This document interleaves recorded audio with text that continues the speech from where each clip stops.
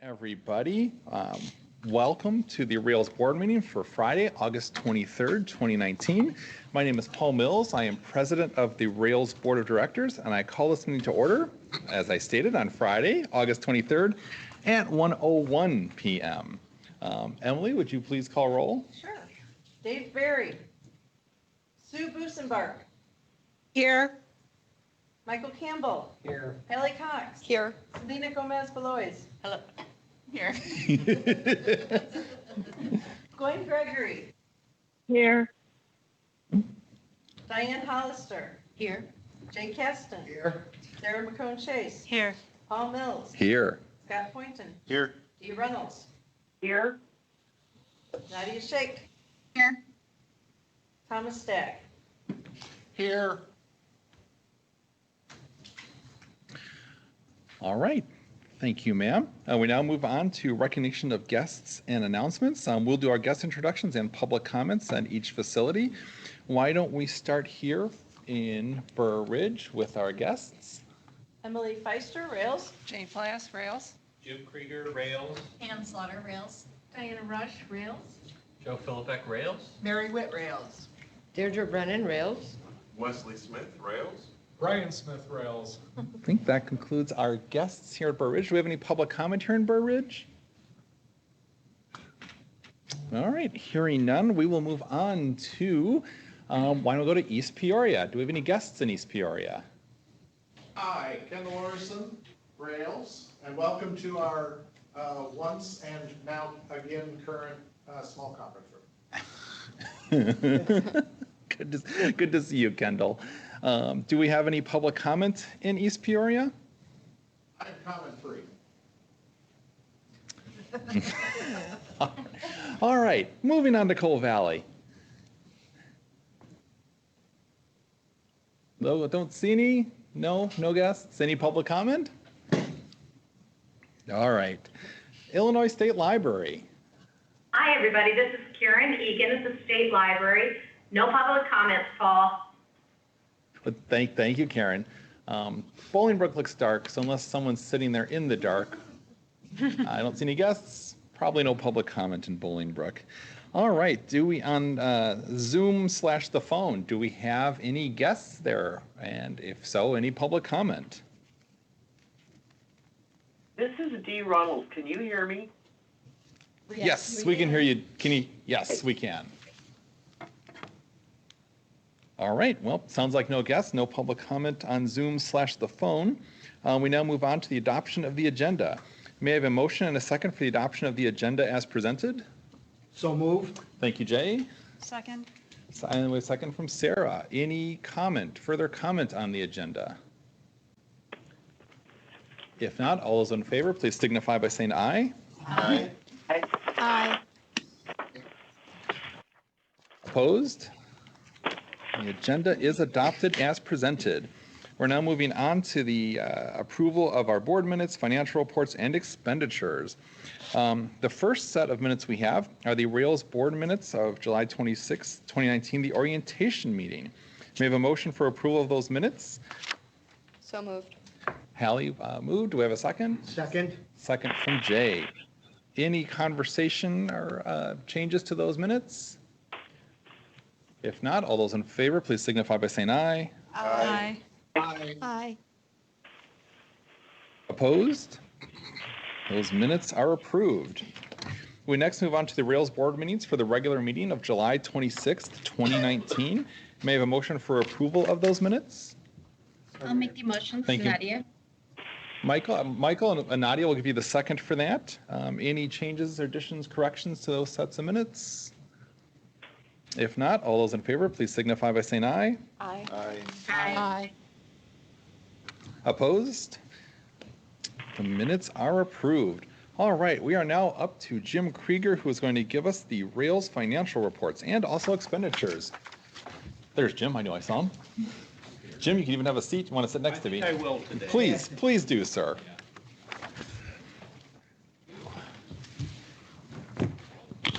Have in your packet the report, the financial report for the month of July 2019. This is the first month of the fiscal year 2020. We thought it'd be a good idea. I've written my normal report and with the highlights of it, but we would like to go, particularly for the benefit of new members, and I think the old members will still get something out of this.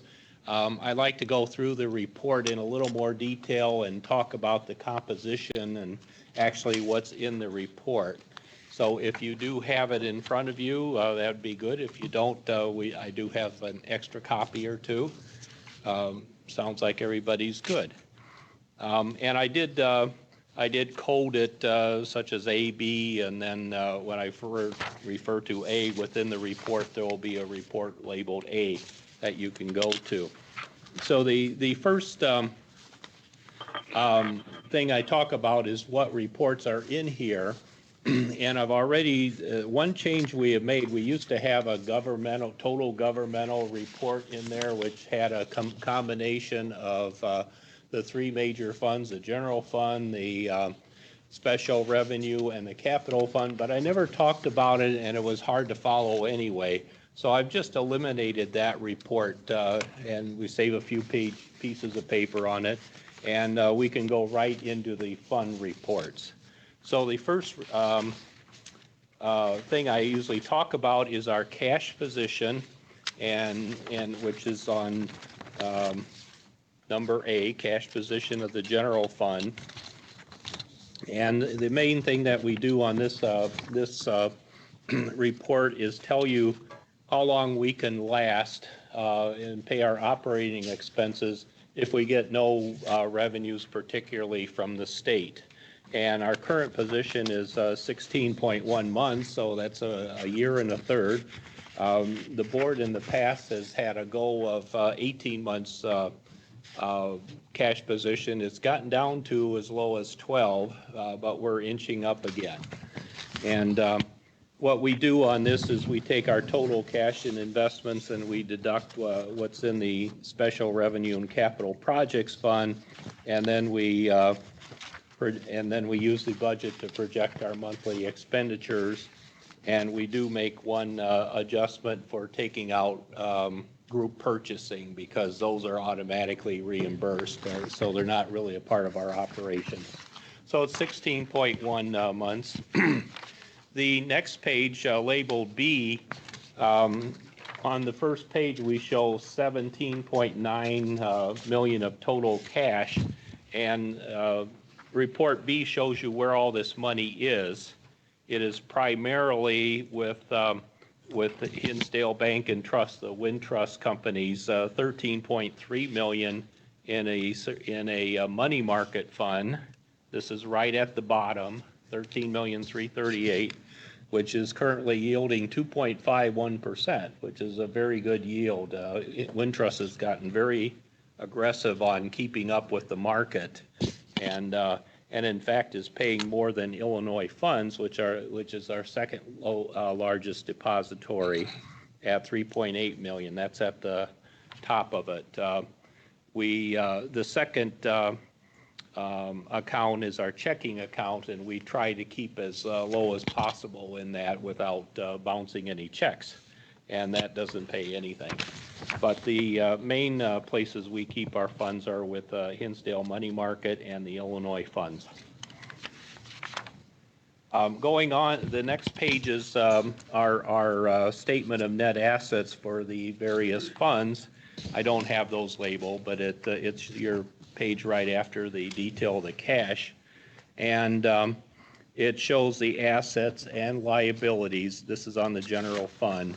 For example, the cash is $15,118,000 and change, and it's all but our total assets are $15,800,000. So cash is our major asset that we hold.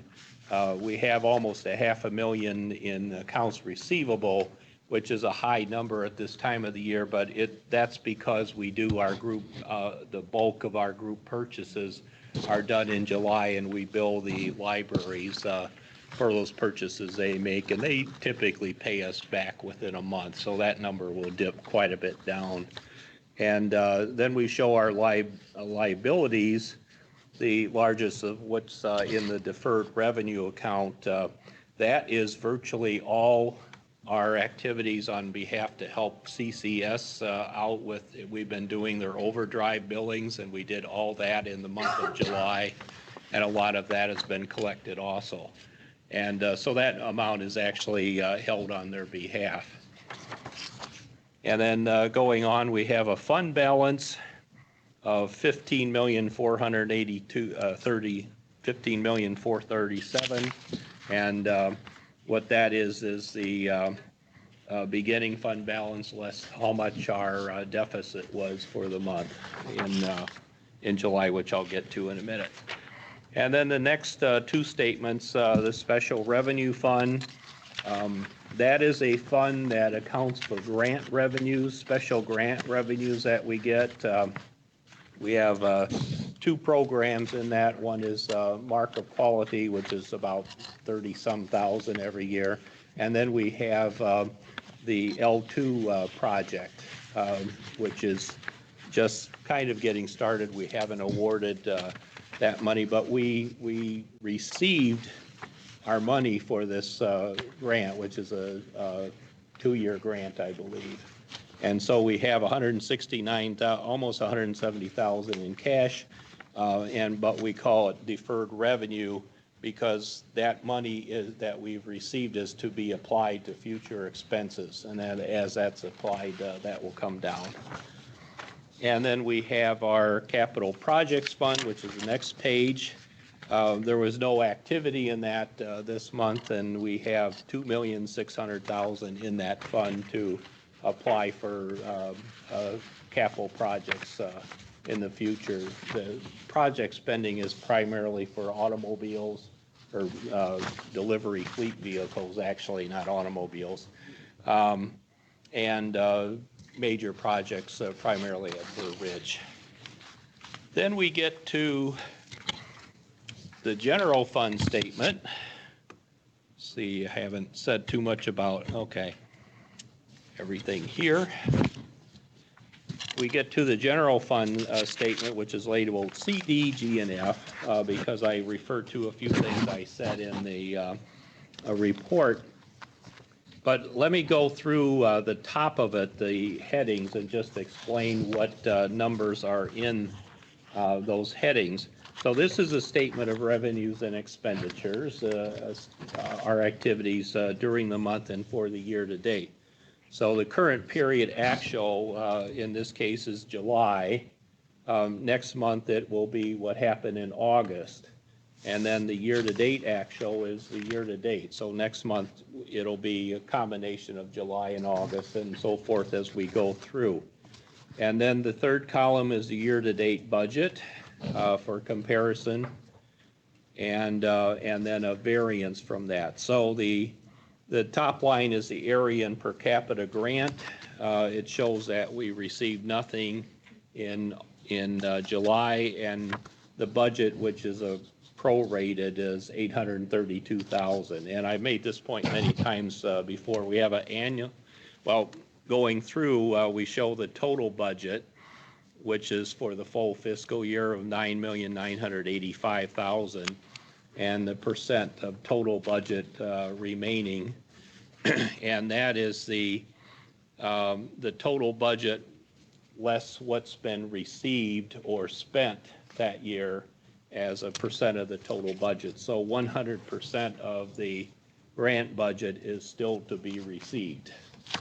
And the budgeting for the grant, we do not know when we're receiving grant funds, so we just take the annual number and divide it by 12 in that case. And so the first thing that we do talk about is investment income, which was $38,000. That's item D, $38,259. Our budget, which is also a proration, was $33,425.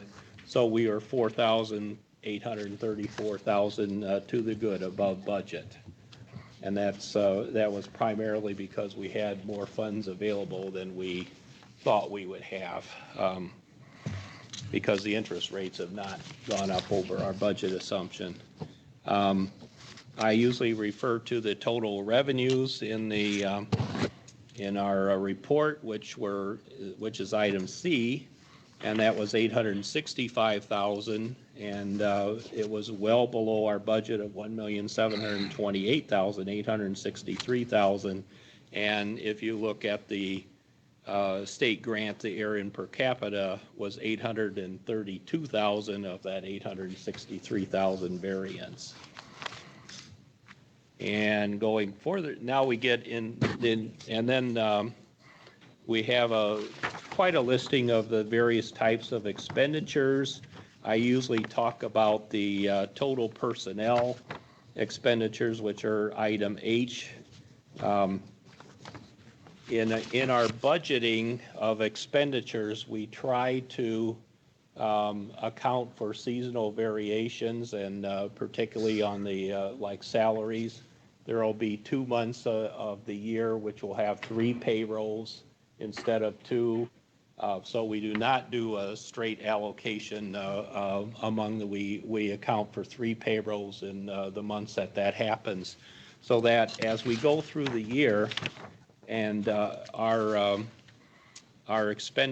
personnel expenditures are pretty apples to apples, is the way we do it. So it's if we're favorable now, that in 1 month that favorable variance is generally going to stick unless we go out and hire somebody that wasn't budgeted to be hired, for example. So our first month, I talk about the salaries were favorable to budget by around 10,000, and that's the first 3 line items under personnel, library professionals, other, and support services. But our personnel expenses, which are item H, were $15,268 favorable to budget. I also talked about library materials. That's item G, mostly in e-resources, and that was primarily the variance from budget in the group purchases. And as you might notice here, in e-resources, where group purchases are, the budget is $616,000 out of a budget of $1,338,000. So it's close to half of the activity occurring in 1 month. So if we prorated that, you would get a meaningless comparison to budget. So we try to accommodate that as we go through the year. And then the second page is a continuation of the various types of expenses that we have, vehicle and travel and all that. One item on the second page of that under vehicle expenses, fuel says current period actual nothing. And that is because we are always paying our fleet expenses through Wright 1 month behind at time. So if we prorated that budget, we would always be favorable to budget throughout the year. So by moving it back 1 month, and in the month of June we budget for 2 months of expenses, we have a pretty accurate reading of where we are on our fuel expenses. So next month we'll start seeing fuel expenses again. Going forth, in the third page, which is a short page, we item F is contractual expenses. We were 141,998 favorable, right by item F this month, and most of that was in contract agreement with systems. So when I looked at that number, and saw the 102,000 variance, I thought this shouldn't be, because most of that amount is our payments to our LSAPs. And it turns out we have 3 new LSAPs that we're giving payments to this year, and the 3 that we were giving payments to always billed us. My accountant would bill it because we do the accounting for them. The 3 others did not bill us for it, and they didn't know when the money was coming.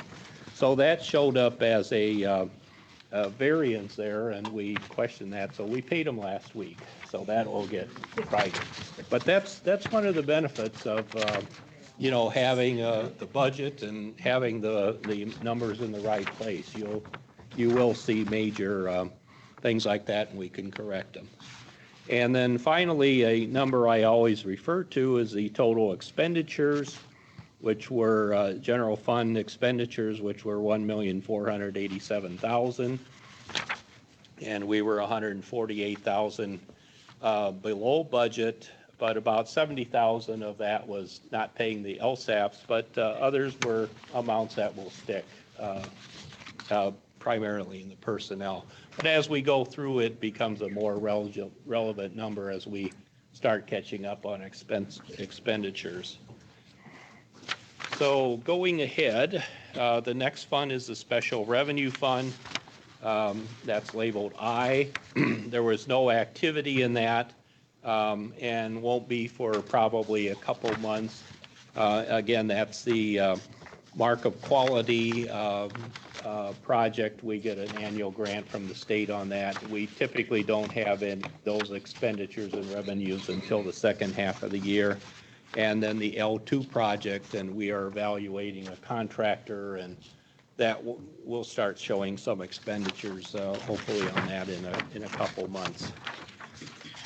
And then finally, item J is the Capital Projects Fund, and we do prorate the spending on this evenly because we usually just don't have an idea when that spending will be unless there's a definite project in mind, as we did for the Burr Ridge project a few years ago. And so no activity in that. The next schedule is labeled K, and that's that's a delivery department, and we like to break out how the delivery department is doing, because that's about 30% of our annual budgeted expenditures. So we like to keep an eye on that and show you how that department is doing.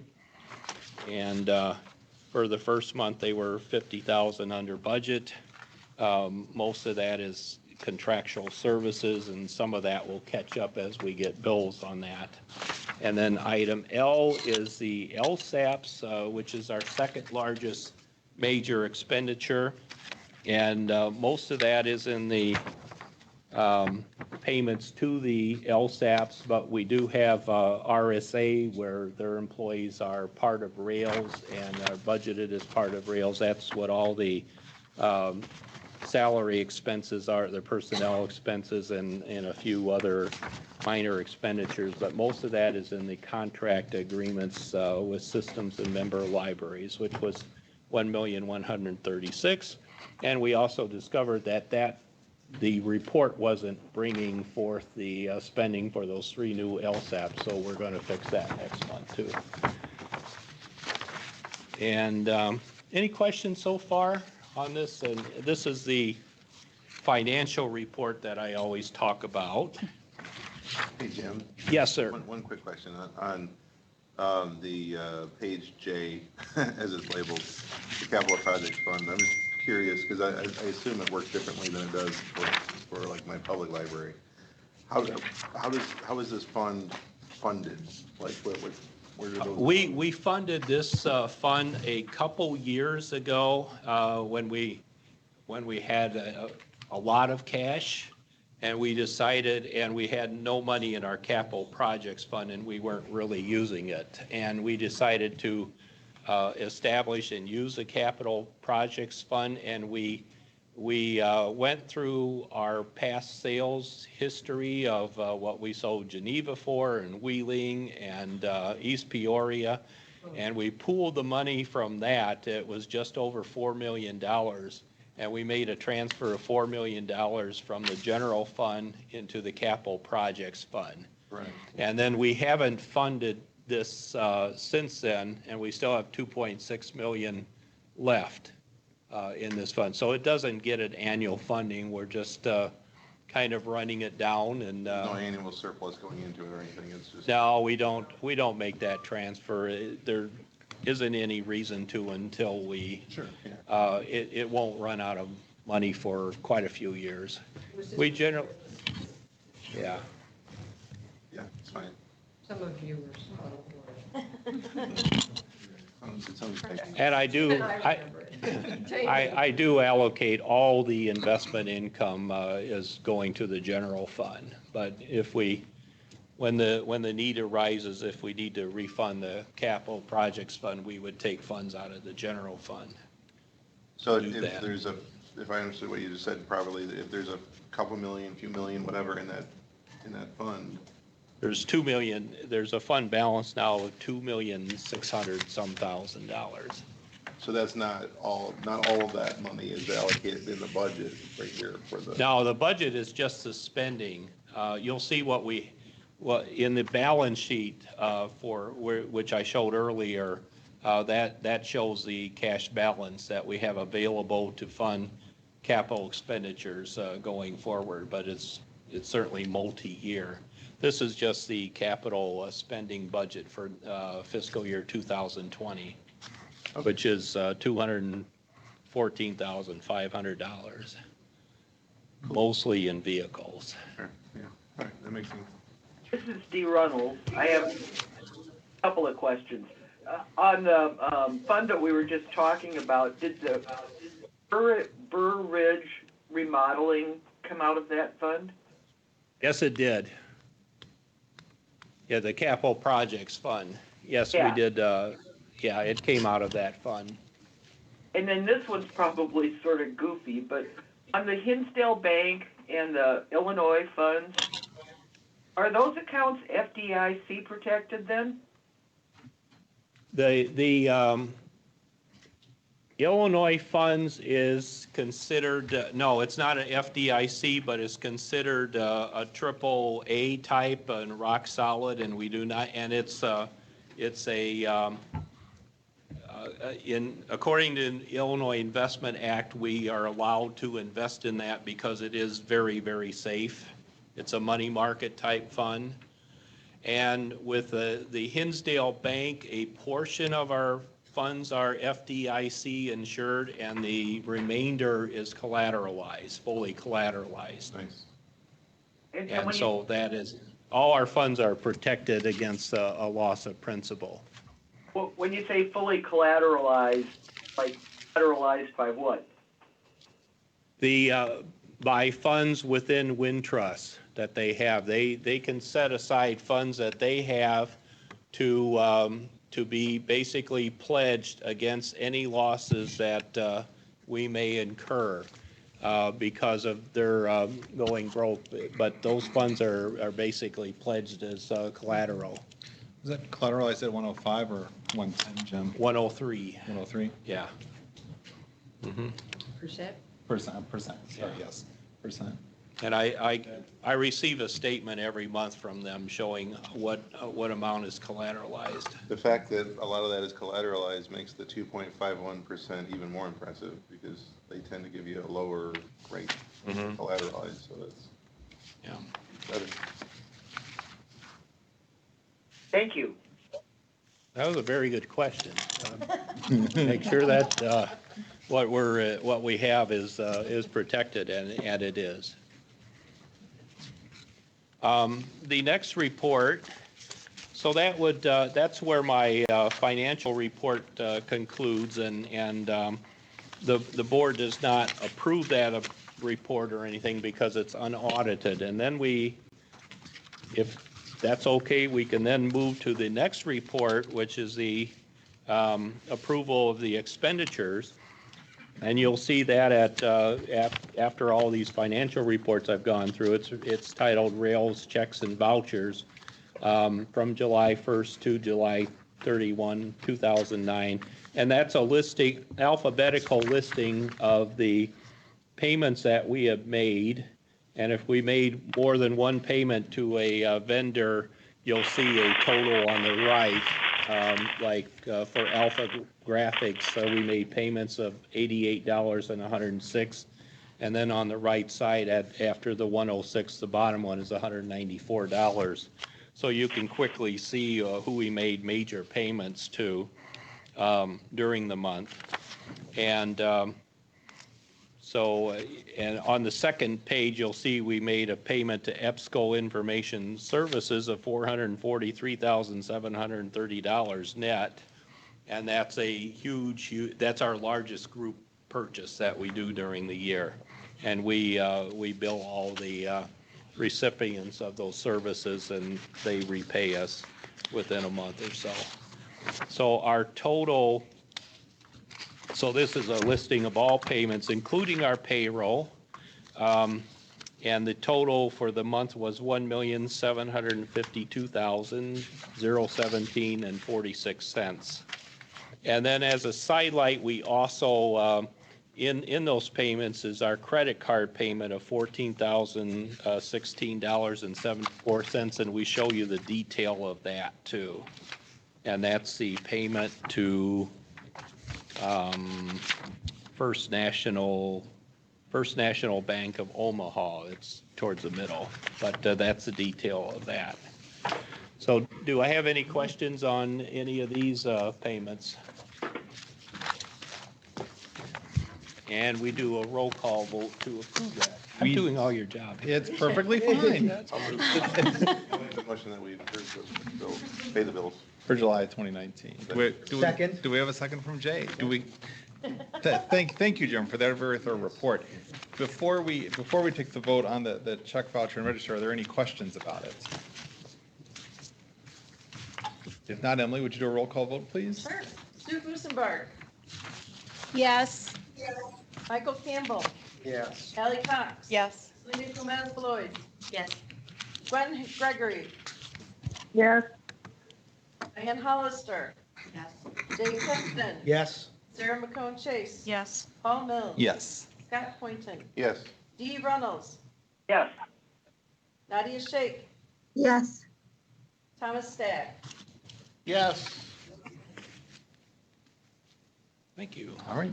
Thank you, Jim. Thank you for that report. That was, I think, a really good introduction for our new board members and actually a good refresher for those of who've been here a year or two. So, Thank you, Jim. yes. Before we move on to the agenda, we do have somebody just joined us as a guest. Would you mind introducing yourself? Hello, I'm Jenna Nemec-Luisi. I'm the Director of Library and Information Literacy at North Shore Country Day School in Winnetka. And I am thrilled to be joining the board as of today's meeting to fill the vacant school library seat for the unexpired one-year term. Well, thank you, Jenna. We actually have you on the agenda a I bit see later. that. It's so exciting. So welcome. Thank you. First, we do have a few reports. Wow, the first report's from me. As my Rails President report is actually, I do have a bit of a report. I've had conversations with Deirdre Brennan and also Greg McCormick, who's the director of the Illinois State Library. In the past, the regional library systems would get together, primarily the system presidents and the system directors, to talk about issues that impacted all of us on a statewide level. We've not done that for a while, so I thought it would be useful for us to consider perhaps getting together for a joint system board meeting, the Illinois Heartland Library System and the Reaching Across the Illinois Library System, perhaps twice a year, perhaps the fall, perhaps the spring. I think both Deirdre and Greg seem receptive to it, and we're going to continue those conversations, figuring out the logistics of that, if it's doable for everyone. There's issues such as system standards, delivery service that have a statewide impact, and I think it would be, as elected representatives, for all of the state to be together to have some of those conversations. So more information about that will be forthcoming. Hey, Paul, would that, those two meetings, would they take the place of regular Rails board meetings, or would they just be in addition to the regular Rails board meetings? Yeah, that's actually a really good question, Scott. My initial thought would be they would be in addition, just so we can, each system could conduct their regular business. But it's a possibility. I think, as we, if everyone's agreeable to this, we'll have to hash out that detail. But I think there'd be value in them being separate. Sure. And perhaps, at a mutually agreeable location. We are a very long state if you've ever driven the entire length of the state. I'm thinking somewhere, perhaps Springfield would be nice, actually make it really accessible for all the Illinois State Library staff to attend. So more information will be forthcoming when I have it. We now move on to our board committees, and first we have the Advocacy Committee and Michael Campbell. That makes for an easy report. Thank you, Michael. It's me again, the Consortia Committee. We did not meet, so we can make this part of the meeting go relatively quick. Executive Committee did meet. The Executive Committee met, was that last week? Yes, last week. A little bit, I'll talk a little bit more about it later, but we interviewed the candidates for the open seat that Jenna just discussed. We had truly wonderful candidates, and it was a great meeting. And we're really pleased that we're hopeful that we're going to have a new board member soon. Policy Committee, Gwen. Hi. So the Policy Committee did not meet. I know we were supposed to meet, and hopefully we will meet soon, but we did not meet yet. Okay. Could not find a date. I can sympathize with that. The Resource Sharing Committee, Jane Plass. Resource Sharing Committee has not met. However, we will meet September 9th, and we welcome Jay and Diane to the committee. Wonderful, wonderful. Sometimes these reports can go on for a while, but when you don't meet, it does make it an easier process. All right, the Universal Service Committee, Sue and Deirdre. Universal Service Committee has not met. All right. But we are going to meet. I know Emily's trying to find a date, because we do have some updates. So stay tuned on that. So there's an implication there that we might have a long report section in September, is what I've learned from today. All right, well, we will continue with reports. Next, the Rails reports and the monthly report from Rails, which Deirdre will present. Thank you. So you have the report in your packet. You will see at the very first thing I say is I am going to be away for a bit in September. Just keep you, so you can keep track of me. I'll be back on the 19th. We've been spending a lot of our time working on a grant, from the Illinois Department of Human Services related to the 2020 census. And we are applying to be, this is all in the packet, but we're applying to be a regional intermediary for the collar counties. This is, the grant is organized geographically, and it's due September 6th.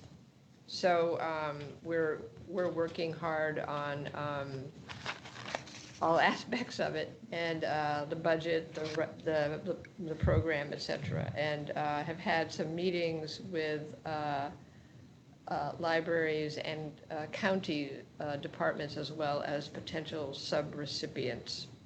The grant we expect to hear back about the awards on the week of October 4th, so it's very fast, and work on the grant is supposed to begin the week of November 4th.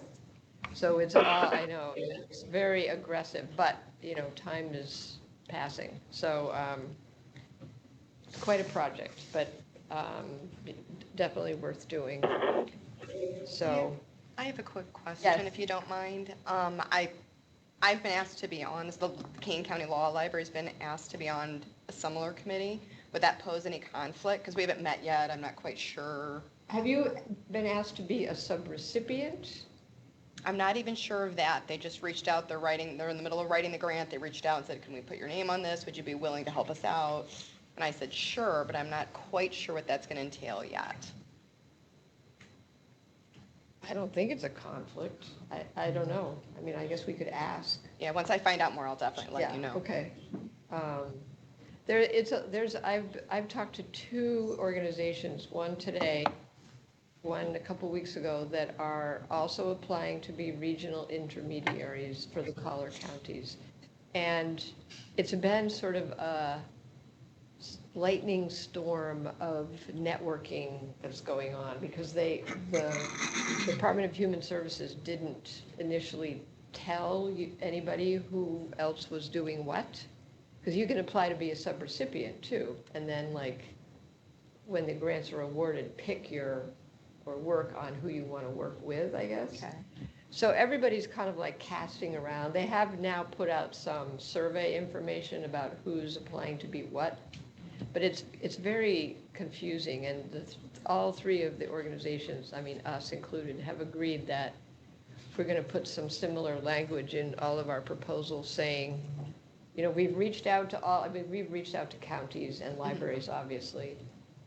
We've reached out because we don't want to exclude anybody, and we think we have a role to play, but we're happy to work with whoever ends up getting the money, because the point is to get the work done. But it really is setting up some difficult situations. But we agree that this morning I was talking to somebody from the Mayor's Council, which I don't think, I mean, I think it means like mayors, like plural mayors, like council of mayors. And we both agreed that, you know, grant money notwithstanding, we've got a much bigger list of contacts than we had before, and that's never a bad thing, you know, raising the profile of libraries and Rails, et cetera. So we're just plugging along on this, and I'm sure whoever you've been contacted by, it could be the Mayor's Council, it could be the Illinois Coalition of Immigrant and Refugee, you know. Yeah, I got contacted by a county board member, so. Everybody agrees that the census needs to be accurate and everyone needs to be counted, but it's like organized chaos right now. Oh, it really is. I'm Like in not my even sure it's area, organized chaos. The three Yeah. municipalities that my library district serves are all handling it differently than each other even, and some are working directly with the Census Bureau and some are Right. not. Well, they are, and these grants are in the Department of Human Services, the Complete Count Commission, and previous grants for Secretary of State's office, and nobody really understands why they did what they did. So you're in Kane County. They were on our phone call the other day. And I forget do you Chris guys remember the Lawson? name of the person from Kane? Is that Mo? Mo Iqbal? Oh, yeah. Yeah. Well, He's the one that reached out to me. Well, he's planning to apply under us, so this is all very weird. Because Denise Frawley has him, you know, this, so, whatever. But anyway, that's an example of the organized chaos. Okay. I'll fit in wherever anybody needs me to Yes, fit in. that might be what he has in mind. That's, yeah. Because they're going to be, I'm sorry, we're going on about this. Oh, it's just We'll a Hey, Ronald, I have a, Yes. so what about my county, Rock Island County? Where do they find this information? I don't even know if they've done any checking on grants and that sort of thing. Is there a checklist you guys can send out, or? We can send the IDHS grant website out to you, definitely. And that, Dee, it's such a good question, because we originally thought, well, we cover so much more territory than just the collar counties, but you had to pick one or submit all, separate applications for whatever region you wanted to be part, and that's impossible. We don't have that capacity. This one is killing us. For your application that you are doing, Deirdre, when you say collar counties, is it the 4? Is it? It was 8. Oh, okay, so I was thinking Lake, McHenry, DuPage, Will, Kane, Kankakee, Grundy, and Kendall. Okay, wow. That's how they're defining it. Wow. Wow. I know. So it's not even just the ones that are touching Cook County. Right, it right, goes all the yeah. ways, so. Does collar counties have to do? What does that mean? Sorry. Collar County's around Chicago. Okay. Around Cook County. They collar Chicago. Okay. Yeah. So then, To answer your question, Island is Dee, in another district with other counties, I would assume. you must be northwest, I would think, right? West. We'll send you the list, and I think, reach out to your city and see what they're up to. That's what I would do. Reach out to to Moline. They must be aware of this. Must be like, maybe there's like a Quad Cities census thing or region or. Maybe. I mean, there's certainly, this is very much focused on hard-to-count communities and census tracts, but it's not just that, and they're all throughout the state. There is a northwest region. They're in the northwest region. West region. Yes, we will send it. The list of the regions, and then the website for the grant that you're working on. Yes. Okay, good. Yep. Also in the packet, we attached some letters from the LSAP directors, which the time that they submit their reports to us, and I thought you would be interested to see what they say about what they do with the money that Rails supports, uses to support them. So, and I don't think I have anything else to say, but I'm happy to answer questions. Any questions for Deirdre? Nadia or Gwen? Don't want to lose track of you on Zoom. All right, well, if not, we'll move on to the Illinois State Library report. And Karen, I believe you'll be delivering that report? I am. Hi, everybody. Nice to be with you today. And it's really funny because I keep getting kicked out every 15 minutes on the dot. So when you see me go in and out, I'm dialing back in. And thank you, Dee, for talking a little bit longer because I was afraid it would be right in the middle of my. You're welcome. And Karen, we know that that's happening, and Wes knows why it's happening, he thinks.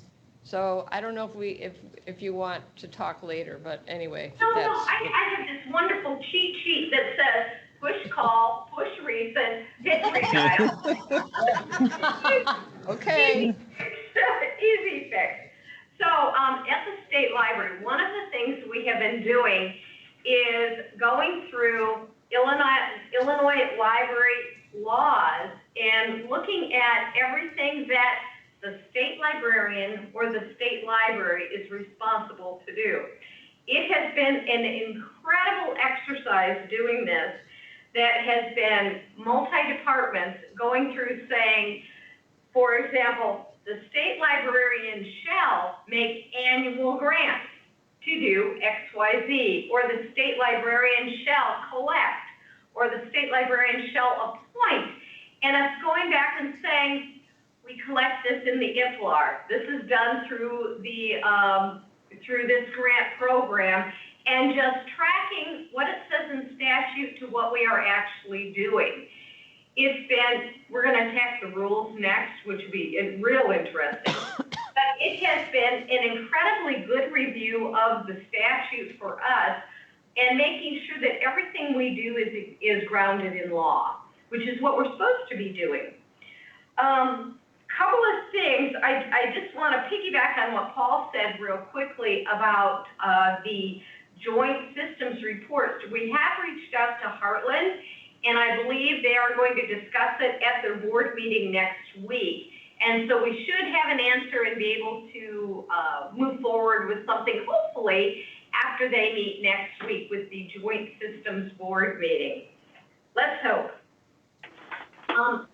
For those of you school librarians, the school district library grant is now open, and applications are coming in like ants. They are just coming in fast and furious. And yeah, please don't put that in the report. I probably said that a little more eloquently, but they're coming. It's obvious. We actually had grant applications come in before we even announced it, which is pretty exciting. Wow. You know, they came back to start the school year, and that's probably the first thing they looked at. Was that application up and running? The Public Library Per Capita Grant is having the final touches put in on it, and that will be open, I believe, about October 15th. We are also working diligently on the details for the $50 million public library construction program.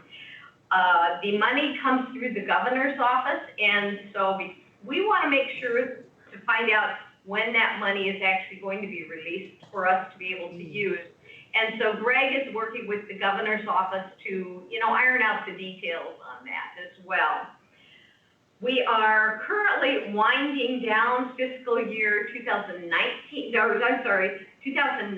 grant projects are over. We're in the middle of 2020 and we're gearing up for 2021 grant applications. And just, I would say, watch your mailboxes. We have just this week started mailing out the family reading night materials. Family reading night, it's in November. It's the third Thursday in November, November 21st. And Dee, we are going to be sending a packet to you so that you and the staff or the board will have the materials as well. So do you have any questions for the State Library? Anything I can help you with or any information you need?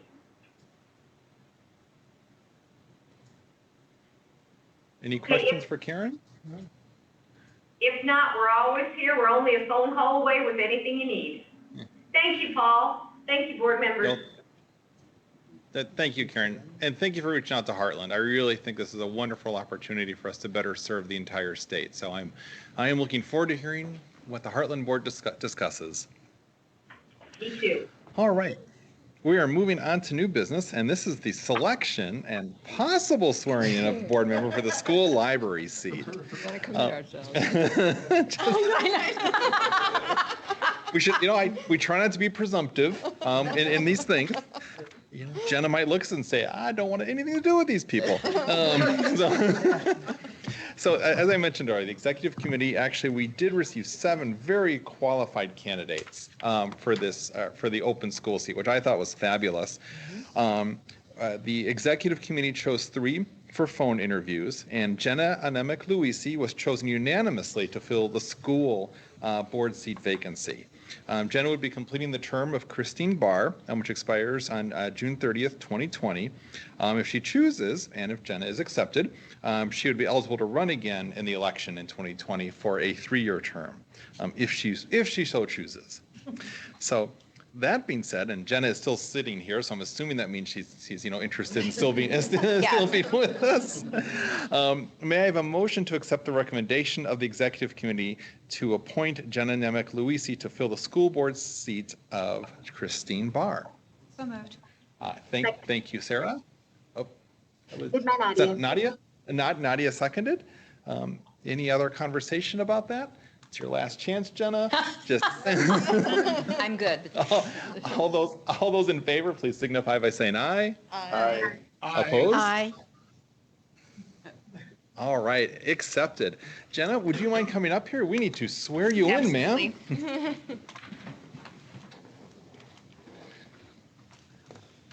We'll do it on camera too. Okay, So great. If you kindly raise your right hand and repeat after me. Yes. I do solemnly swear I do solemnly swear that I will support the Constitution that I will support the Constitution of the United States of the United States and the Constitution of the State of Illinois, and the Constitution of the State of Illinois, and that I will faithfully discharge and I will faithfully discharge the duties of the office of member of the Board of Directors the duties of the office of member of the Board of Directors of the Reaching Across Illinois Library System of the Reaching Across Illinois Library System according to the best of my ability. according to the best of my ability. Congratulations and welcome to the Thank board. you very much. All right. That was an excellent process, and welcome again, Jenna. Thank you. Yes, thanks to you all. And thanks to you, Jenna. Yes. Thank you. And please have it noted, she was given many opportunities to escape. She liked them all. Noted. Our next new business item is the service of the month of the My Library Is campaign, and Mary Witt will be leading us in this video presentation. And Mary, I'll even move my empty Coke cans. You Actually, I can stand if it's okay. This What? is a multi-person ad. Oh, well, whatever is good for you, ma'am. So I'm going to start out. I just want to give you an update on our My Library Is campaign. We've also got members of our fabulous CE team here, continuing education, to talk about some of the things that we're doing in that avenue connected to the campaign. And then Brian Smith is going to finish us off with a demonstration of the website. So we got a whole lot of stuff to talk to you about. Just a brief refresher, we're doing this campaign. It's an ongoing campaign. It's called My Library Is. We're doing it because we want to reach out to libraries of all types, academic, public, school, and special, to help them tell their story and prove their value to different stakeholders.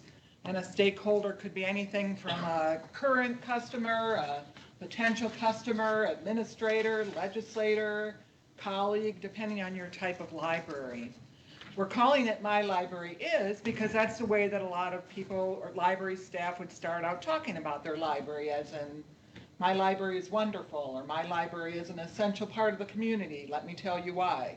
So that's why we gave it that name. We're doing this solely based on member feedback. During our strategic planning process last year, we heard a lot from members that they needed help telling their story. In fact, we heard from so many of them that we made that one of our goals. It's the second goal in the Rails strategic plan. After that, after we decided to develop a campaign in response to that feedback, we also did a survey of all types of libraries, and we got some tremendous feedback there about specific activities we could do with the campaign. And we are doing a lot of that. Everything we're doing is based on member feedback of some sort. We're not creating anything else but what's based on what our members have told us they needed. I wanted to tell you just about a few of the things that we're doing. The website is one, which you'll see in a little bit. We're really trying to beef up the content on that site and get members to contribute to the site. And the site is available to any library in Illinois. So, Heartland Libraries can participate, Chicago Public can participate. And we really want to make that a way for people to share what they're doing to help tell their story. We're starting to work on following up to the video that many of you have seen, the Dreams Take Flight video. It shows children, becoming familiar and using the library and how that helps them develop. We worked with a professional content marketing firm on that video. We're working with the same content marketing firm. Deirdre and I talked with them the other day. They're going to produce another professional video. We're paying them to do that, and then we'll offer that to our libraries, to use on their website, social media campaigns, to show at programs. This is something that a lot of our libraries are not easily able to do to, pay for a professional video like that. This one's going to be a little bit more general than the last one. It's going to concern and tell the story of why libraries are still needed in the age of the internet and Google. And it'll apply to all types of libraries, I think. So I think some of the ideas that the firm already has are really cool. So watch for that. We're also working on talking points. And these are kind of more serious talking points. Unfortunately, libraries of all types need funding. Some libraries, especially schools, are faced with, the possibility of closing. So we'd like to develop these talking points for each of those types of libraries, along with infographics that they could, pass out to the stakeholders that I was talking about that, would easily and visually tell the story of why they're important. We've also, we're working on our grant programs. We have a partnership grants program, and where we invite libraries to work with other partners in their community. We're changing the focus of that. This year, we're calling it actually the My Library Is grant. And we're inviting libraries to they can either partner with someone or on their own do activities connected with the campaign to help tell the library story.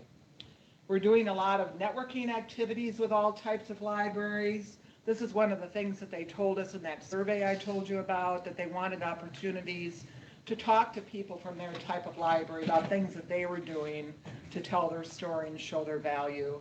We've already had an in-person networking event for academic libraries, and we're working on an online event for that group. We're working on an online event for school libraries. And the specials, we're gonna save that one for last. They're a little harder to tackle because, as Hallie knows, they're so different, and it's hard to get a lot of them together. But we are gonna work on the specials as well. We're also gonna, Dan Bostrom, who's our member engagement manager, who couldn't be here today, he's gonna give presentations at the ISLE conference, the Association of Illinois School Library Educators, and also at the Illinois Library Association conference. And both of those presentations will feature different panels with presenters from the 4 types of libraries talking about how they're telling their story. So we're looking forward to that. We're also going to have a really heavy emphasis on the campaign at our booth, both at ISLE and ILA. We're going to have a lot of activities that'll kind of get members into telling their story. So If you're going to either one of those conferences, please drop by and see us.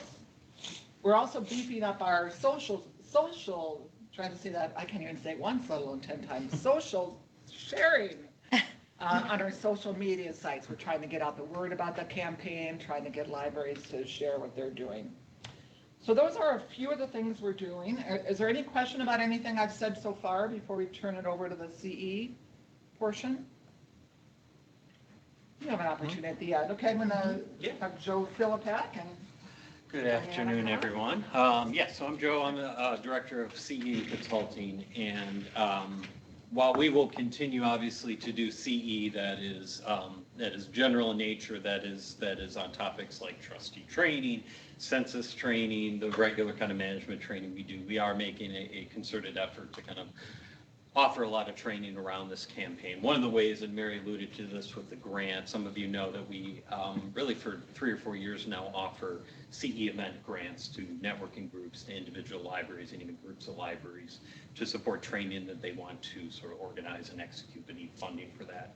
This year we are sort of focusing that grant in on the campaign and around training that will support things like marketing, public relations, and so forth. And actually I had a call just this morning with a couple of school librarians who are trying to organize an event for school librarians around this topic, which would be fantastic. Great. So hopefully they will apply for that grant. But in addition to the grant, obviously we are going to be doing a lot of different workshops and webinars, and that has already begun, actually going back to the spring. Working with Ann Slaughter and Jane Plass, we developed and implemented and executed some training around making the most of library data. We talk a lot about storytelling and the importance of showing your value that way, but of course numbers matter too, and that data that we collect is significant, and how we present that and sort of strategically think about how to collect it and what should we collect. So we organized a series of webinars and workshops. Again, starting in the spring, I think there were a total of 8 different webinars and workshops. Total of over 900 people participated in some way in those 8 events, which really, I think, speaks to the interest in these topics. And in fact, in your monthly report, I think you see a picture of our introduction to statistics for librarians, the workshop that we held in a couple different places. I think you see our own Jim Krieger in that workshop, like regression analysis or something fancy like that. But it was really well received, and was just kind of like the first piece of the type of training that we want to do. But obviously we want to do a lot more, and my colleagues, Margie Schmidt, who couldn't be here today, but Diana Rush have been working on adding more things to the calendar. So Diana's going to talk a bit about what to look forward to in the months ahead. Right. So Please. just a couple of minutes. So I'd like to introduce myself sort of. I'm new here April 15th. So my name is Diana Rush and I work for Joe. I'm a consulting and continuing education specialist. And I was a reference librarian before that, and my first career was marketing and communications. So I just want to tell you that, as Mary talked about with the strategic plan, when I came in, I combed through all of those survey results, and not only do libraries want training and help telling their story and articulating their value, and this is what we're worth to our communities, but they want to know. They want something tangible. They want something concrete. They want training that gives them building blocks and templates and takeaways that they can go back and use the next day. So with that in mind, this fall we have planned or are currently planning next month, September, the ever popular Pat Wagner from Pattern Research will be doing 2 in-person workshops in Chillicothe and Fountaindale, which Fountaindale is already filled up and has a waiting list. So she's doing a marketing plan workshop. Librarian Barbara Alvarez, who's a frequent contributor to Library Journal, and I think she's also done a lot with ALA. She's going to be doing a webinar on October 9th on media marketing. And I am so excited to say that I am finalizing the details for workshops and webinars that are going to be led by Jennifer Burke, her company IntelliCraft. She is a former New York ad executive. She's a library information scholar, and she's one of the founding members of the National Library Marketing and Communications Conference. She is going to be out visiting old college friends at Northwestern, so we're going to get her in person. And she's going to be doing in-person workshops on effective video content and an interactive workshop on creative copywriting. In December, she's going to be doing via webinar. She'll be presenting on media relations and PR. And then a touch for spring 2020, I'm talking to Angela Hirsch, who will be, if you know her from her Super Library Marketing blog, which is famous in library land. She's also the marketing content team leader at the Public Library of Cincinnati and Hamilton County. So these are just some of the things Great. that we're working on. If you want more details or kind of a summary of what these things are, just feel free to contact us, and we'll be happy to follow up. So that's all I have. And I'll just add, as we wrap up here, that as with a lot of our CE, we try to make it sort of broad and general enough that it will apply whether you're a public library, academic school. But we also recognize there are sort of challenges into those individual types of libraries. So I'm also talking to some people about offering some things that are specifically tailored to school libraries, to academic libraries, and so forth. So it'll be some combination of the two. I think that's it for us, unless anybody has questions or comments. But if you don't have any right now, you certainly feel free to reach out to our team. Thank you. Great, we'll turn it over to Brian then. Sorry if I whack you in the face. We'll be the person. I have a computer here, so I will sit down because it's kind of hard to do things standing up with holding the laptop. And I'm going to share my screen so that you can see what I'm talking about.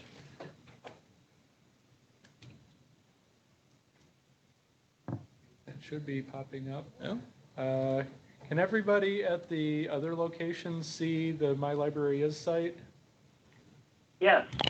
Yes. Yes. Okay, excellent. Thank you, Paul. No. No. Uh-oh. There's always one. Who said no? Karen at the state library can't, but Oh. that's okay.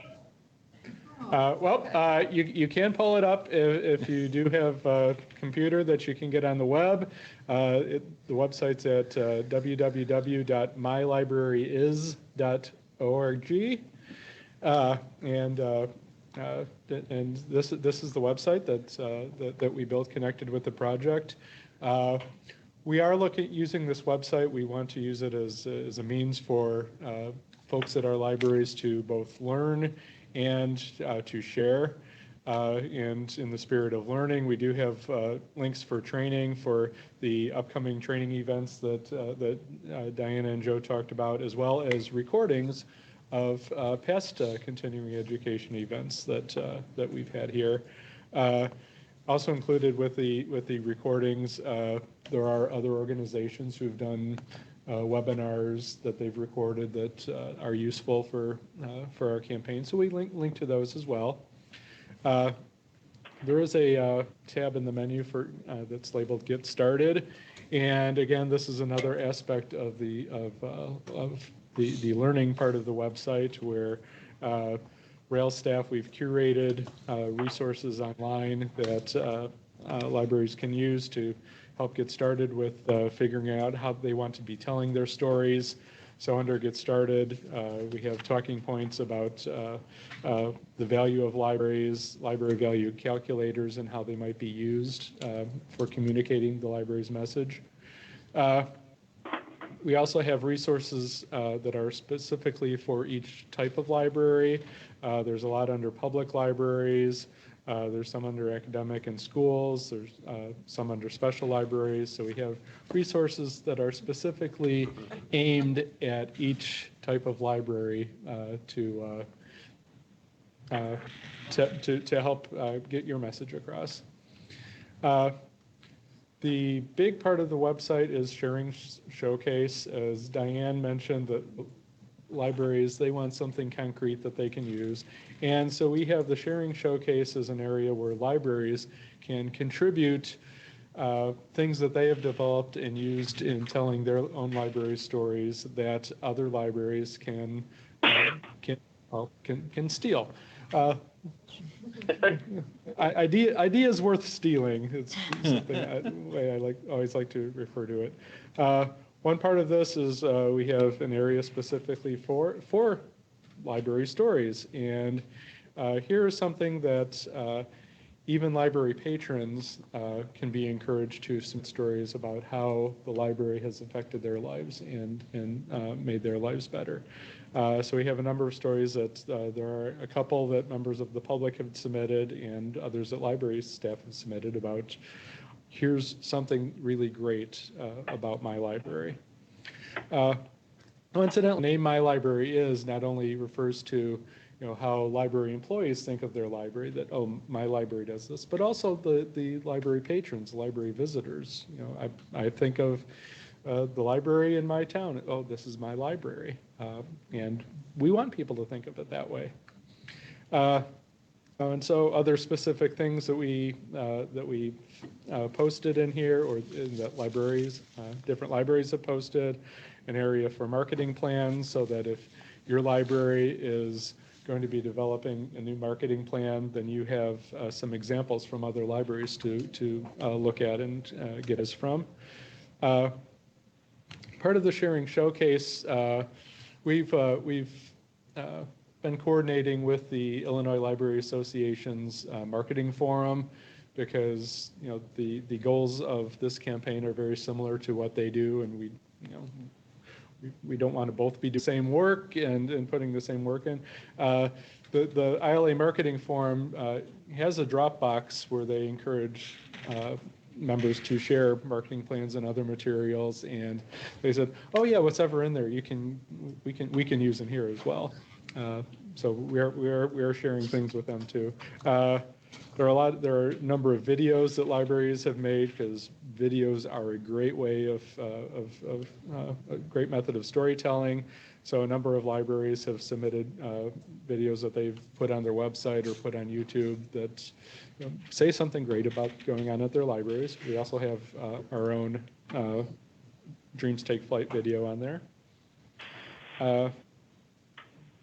Encouraging libraries to submit press releases that have been especially good for them, social media posts that have been effective for their libraries. And on our Twitter account, we're also, as Mary had mentioned, that we're promoting the My Library Is campaign through there. For timely news and other things we want to bring people's attention to, we do have blog posts on here that get posted to our email list and social media accounts as well. And that's pretty much a quick run through on the My Library Is website. In the last 6 weeks, we've had about 2,300 visitors to the site. Great. The visits tend to peak when we promote the campaign in our weekly e-newsletters, and we will be continuing to do that because we want to get the word out as much as possible. Any questions about the website? Looks good. Thank you. Okay, thank Yeah, I you. think we've hit a nerve, as I said, with this one. It's really popular. And this is ongoing. We're just in the early stages. We welcome ideas. We welcome input. Please share this all with your libraries that you represent. Get them to look at the website, contribute. We want to make this campaign useful to all types of libraries. Yeah, Scott. So the initial video, the Dreams Take Flight video, is great. Is it, I know we libraries can use it. Is it okay to pass that on to like a local cable access channel? Oh, to definitely, put yes. on? And then, if that's the case, then are there any plans at the Rails level to try to contact like big stations like NBC, CBS, ABC, and say, please, please, if you ever had a spare that'd be 30 great seconds, if we we can could- run this, You could certainly give it a try. It's a good idea.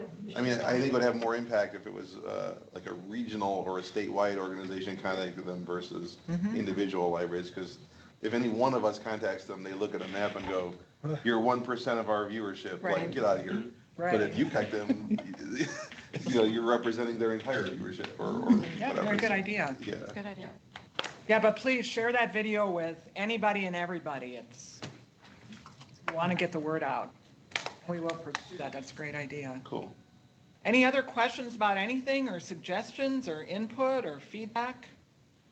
It's beautiful, and thank you for your work. Yeah. I agree. I look forward to using it. Thank you. All right. Well, thank you, Mary, Joe, Diana, and Brian. Great job. Yeah, wonderful. Great stuff. On to something a little more mundane. But we're here for that too. We have it, and our next agenda is disposal of a surplus vehicle, and Jane will be taking lead on this exciting item. Yes. Well, as you know, our delivery vehicles put a lot of miles on, 5 days a week, with good maintenance and repair. We generally get between 250,000 and 300,000 miles out of them. This vehicle has reached the end of the line. It's only good for going to a scrap metal firm, so we ask the board to approve disposal in that manner. Well, thank you, Jane. So may I have a motion for approval of the disposal of this surplus vehicle? So moved. Thank you. Do we have we have a second? All right. Any further discussion about this vehicle? Do you know what year it was? Stay on What's the on memo. here? No, we do not. Yeah. Yes. I'm sure those are 250,000 hard miles too. So. Yeah. All right. All those in favor, please signify by saying aye. Aye. Aye. Aye. Aye. Opposed? The vehicle will be disposed. All right, we're now under unfinished business, and we have a system membership standards update from our executive director. Yes, thank you, Paul. So, this is, the latest update in the ongoing saga of standards. So just to take us all back a little bit, to the 2014 or 15, I think it was 14. So this was actually a board-initiated project that was, that also came from our strategic plan. That we're, just a little background for everybody, especially for new board members. Before there was Rails at Heartland, when there were multiple systems, the individual systems had their own membership standards. When Rails was formed out of a merger in Heartland, those standards were discontinued, I guess, as the best put it. And sort of, at the time, I think people thought perhaps temporarily, but it went on for a while. And the thing that was what was left was certification, which every system member has to do certification here. But it's definitely a very one-size-fits-all approach. It's for all types of libraries, and many of you have done it. And are you open 15 hours a week? Do you have a collection? Do you have I don't even know what else. Centrally located. A physical location, right. So there is no differentiation between types of, funding or anything like that. So it really is, and that was really where our board was coming from at the time, was that this is not appropriate for all libraries. There needs to be more of a pathway. So that's where we started with this. So we had a committee and we developed draft standards, and we've had conversations with the state library over the years. And they, as I say in my memo here, and I'm just really on the memo a bit, the state library had, understandable concerns about what would happen if a library was, if we had more stricter standards, libraries would, potentially lose their membership in Rails, which, creates potentially bigger problems for libraries that depend on the system for services, including delivery. However, we felt that you need to draw a line, you need to draw several lines, there are these libraries and these libraries, et cetera. So we did develop this tiered approach that had core standards, accomplished standards, and exemplary standards. So we did data collection for just the core standards. We got quite a good response, over 700 libraries. And we found out a lot from that. And then, we started having more conversations with the state library. I started having conversations with Grant Halter, who our data person here now. And, unfortunately, he wasn't around when we started doing this. We probably would have done it differently. But in any case, where we are right now is that Greg McCormick and his staff at the State Library, we are definitely on the same page now about what we need to do to move forward, which is to have there are a few standards that are very important and one of the things we found out in data collection was that you can't ask subjective questions. Like, you can't say you have to have a convenient building. I mean, people are going to have different reactions to that or different answers. But you can ask the question, how many hours are you open? Mm-hmm. How much do you spend on collection? The education level of your director, et cetera. And I should add parenthetically that every state around us has these standards they are much stricter than anything we are proposing. And not just the states around us. Most states have standards of some kind that are more developmental, shall we say, but are stricter than what we have with certification. So, right now, what we're working on is incorporating standards, questions related to hours open, collection expenditure, education or training level. And of course, I'm going to forget them now, even though I've been living with this for years. And in addition to what we're interested, with the questions we were asking, there's also something that the State Library put in the rules when they redid the rules a few years ago that said that 2022, all system members have to, and I'm not going to get the wording right, but essentially have to be able to share their resources, online in some way. And, libraries that can't do that. You mean like a catalog online? Yes. Yeah. Yes, or something, or, you could say that having your holdings listed in OCLC is enough, but not everybody does that either. So, anyway, we both have an interest in looking at this, and we have come to an agreement now upon to do moving forward. And so I will be drafting up a new, much shorter version, like half a page probably, version of the standards for you all to look at and approve so that we can move forward with this, because as we work on the redo of L2, library learning service platform, all of this is the way that libraries will fill out the data collection will be through L2. So it's all kind of aligning.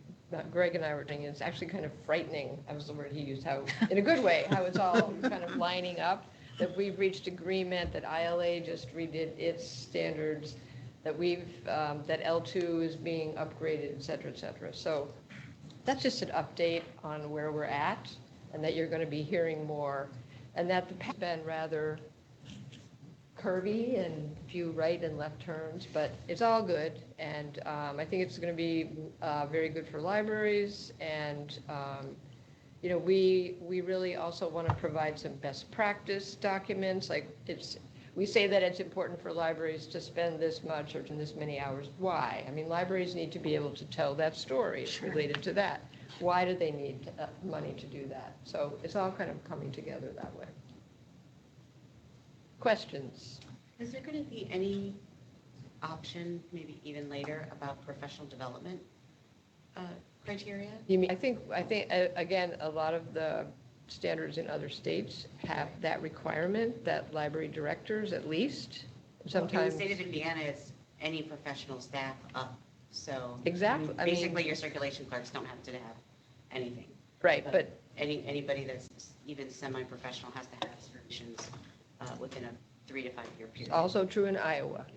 So really, Illinois is an outlier, and not in a good way. So we're really trying to do something about that. And it's, it's scary to people who are afraid that they're going to lose their system services. So it will definitely be sort of we're not going to kick anybody out, but you're going to have to get to work on some things. And the state library is interested in that too. They want libraries to be working on development, not just, okay, we meet the minimum, check. Right. That's not good for anybody. I think the trick of this is getting the results, the message, the story that certification tells to the masses, not to the staff and boards of the libraries, but to the people that they serve. Because they're not intended to make a librarian or a board feel bad. It's No, intended to not make at the all. community feel bad. Because call it what it is. I mean, we're trying to get them to support their library in a manner that would make it a better or a Right. good library, however you want to phrase it. But yeah, I think that's why we need those why documents too. Is to Right. say why Yes. this is important. Yes. Because you will get, the library will be able to do this for you. And Right. should do this for you. right, I mean, sometimes you do have to make the libraries and the boards feel a little bad. right. But Which anyway, you described the levels. There's core, and then I know. it sounds like good, better, best. We tried There's nothing those. below good. Yeah. Like what? Yeah. Are there some libraries that the directors are not MLIS? Yes. There are? Yeah. There are quite a few, but not as many or where you might think. It's most, and I'm talking mostly publics here now, school libraries, and Janet could, I'm sure, speak more accurately than me, but I believe that there is a requirement somewhere that school media specialists have to have a certain degree, but it's not enforced. Is that correct? I think it depends on the school type. So for example, I work in an independent school, and across many of the independent schools, it's for the people working in the libraries to have a Master of Library and Information Science, but they don't necessarily need to be certified by the state of Illinois. Right. And I would say in most public schools, in order to be working as a librarian, have that credential and be paid according to that salary scale, you do need to be certified as a school library media specialist according to the state of Illinois guidelines. So it varies. Private and independent schools, it's a little bit different, but it's highly encouraged. Right. But then they just eliminate the library too in some cases. And that is correct.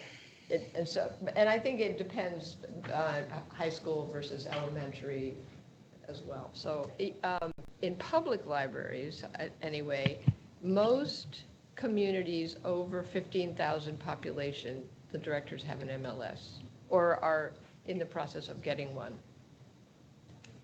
But not all. And then under 15,000, it drops off pretty quick. And so one of the things that, we accept that as reality, unfortunately, but in that case, we want them to get trained. And so that's another reason that we have to know this. We have to ask the question so that we can find out who needs the training. And that, just the 2 or 3 years we've been doing Directors University now, we've trained 50 or 60 new public library directors, first-time public library directors every year. Been there too.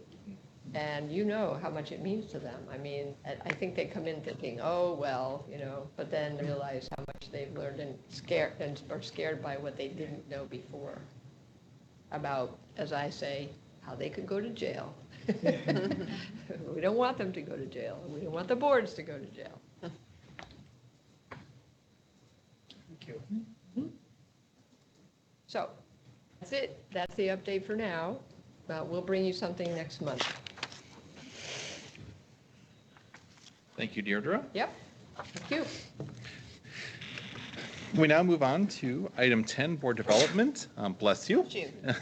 That was not the development.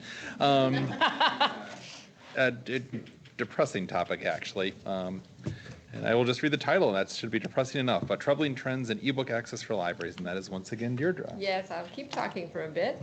You probably, yes, it is troubling. You probably tell from my memo that I have strong opinion. I hope that you found it, understandable, interesting, useful, etc. Essentially, right now, there's quite a substantial threat, I guess I would say, to libraries to continue to purchase ebooks for their customers. And that is what the troubling trend is about. It has been a long-standing problem, as I described, and as you could read through. Libraries and publishers have worked together for so long, but publishers don't understand how libraries manage access to e-content. I mean, I think we're really strict about it. I think all of you can attest to that. I've had, vendors tell me, publishers say that, they think we just give it away to the entire world. And because you're not in somebody in Australia can get access to, eRead Illinois. It's just not true. So, and so what's happening is, first, we couldn't, consortia like Rails, we couldn't get books from certain publishers when we first started ebooks with eRead in 2013, late 2013, 2014. I remember specifically Hachette was one that we couldn't buy from for quite a while, and Simon & Schuster. So then, there was an ALA group that was meeting with publishers, and we began to get better access. HarperCollins put a limit of 26 circulations on ebooks, which I never thought was a terrible thing at all, because most of the books in your libraries, as you will know, never go out 26 times. If only they went out 26 times. And if they did, they might have fallen apart by then anyway, so you'd have to buy one. I mean, it was a really reasonable solution, and they have stuck with that. Others, for a while, everything was kind of, we could buy sort of the perpetual license. And Jane knows a lot about this too, so by all means, pipe up. But now we're seeing these, Penguin Random House was the first. And now the latest is Macmillan, which you saw the article in here that the president of Macmillan wrote about how about how the terrible things that lie to their profit lines. And there's no data that supports this. Absolutely no data. That there is plenty of data that supports that libraries build readers and libraries build, add to the, library users buy books, let's face it, So it's nonsensical what he's saying, but, and I hope you read Steve Potash's rebuttal. I mean, he's not my favorite, that's not my favorite vendor, but he really hit the nail on the head in terms of the faulty data. Yes. I work in, partly in a different books. And in the textbook side of the publishing industry, they're just shoving digital like nobody's business. And that's, it's and it's the same publishers. Yeah. Well, that's fascinating. That's the crazy thing about this, is that they are really, trying, and they're doing one price fits all, and, all this kind of stuff where you can buy, like, they want the institutional sell, when they want, all these kinds of things. So it's like a, it's like discordant. Yes, it is.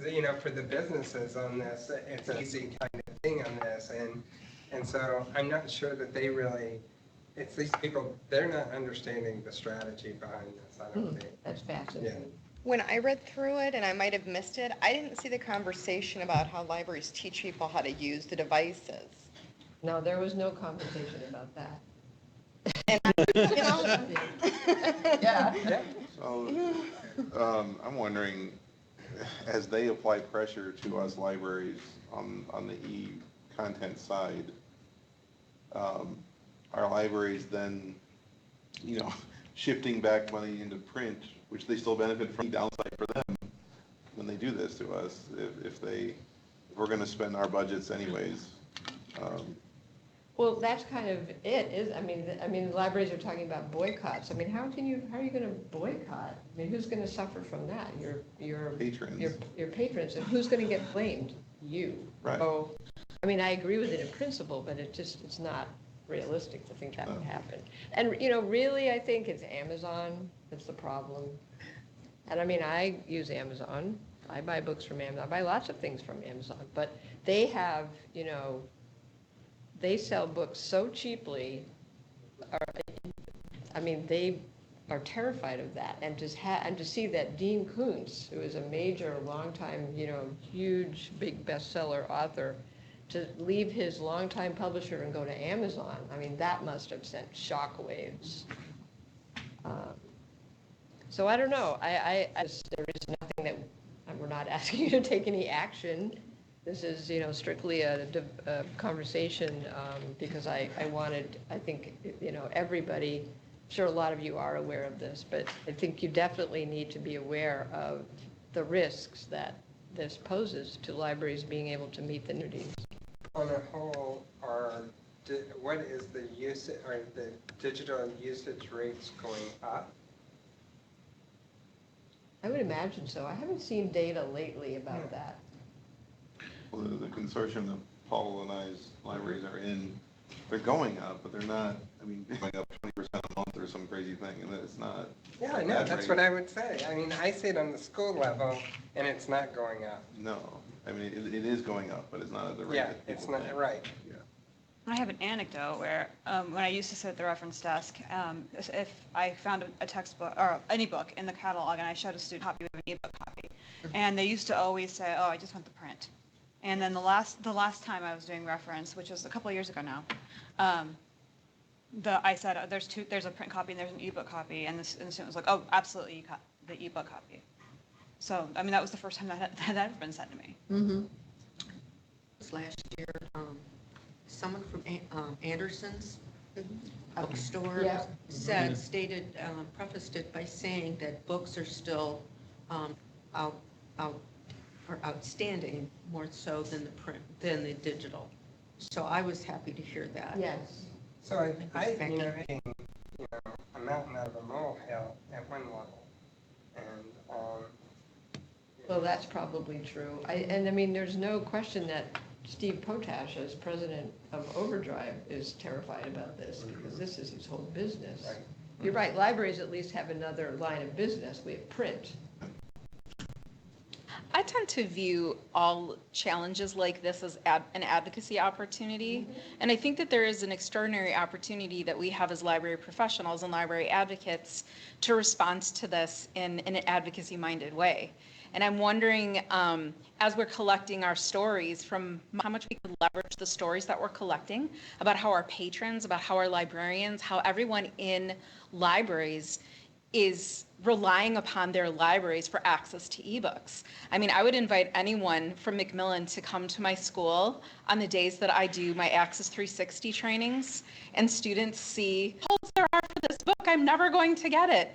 And for them to see that there are limits and that there are wait lists and that there's a huge demand behind that.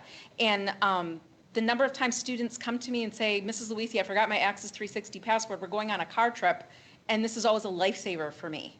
Or I have students who have parents who want to read along with their children when they go on family trips or what have you. And so I'm just wondering what we might do at the Rails level to be able to contribute to this conversation in a meaningful way and maybe use some of these new resources that Mary and her team are piloting.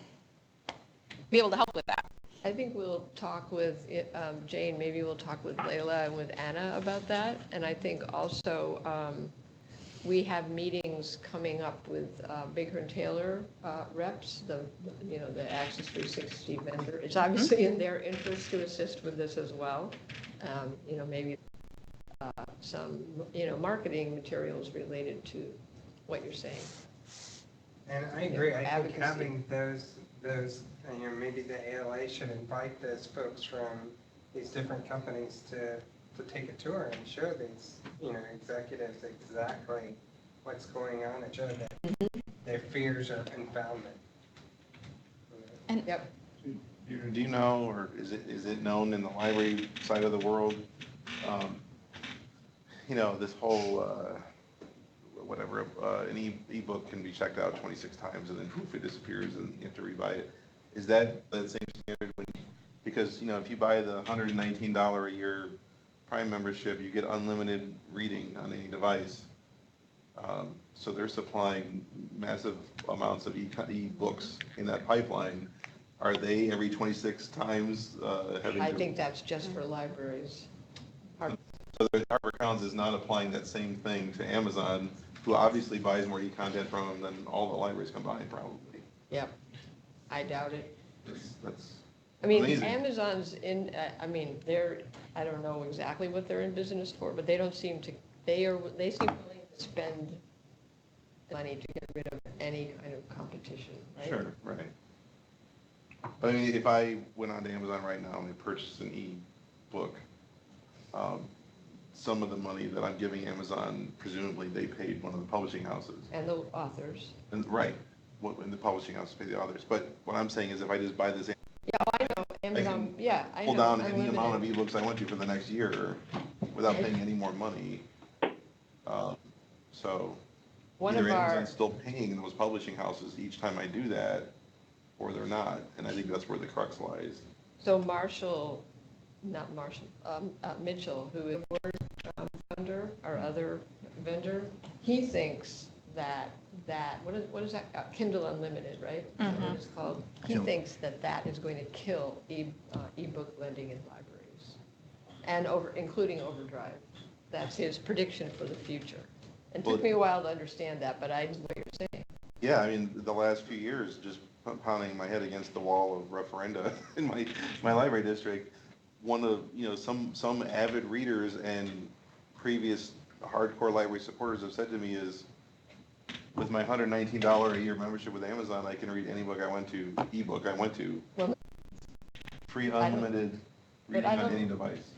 But I No, don't, Hey, Runnels here No, I because it's not not any, all- it's not, right. Go ahead, not Dee. all books are on Kindle Unlimited. Right.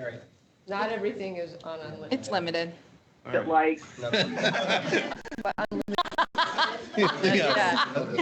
Let's be honest. Or like nonfiction research book, I get that. No, but not every Bestseller book fiction. right. Right.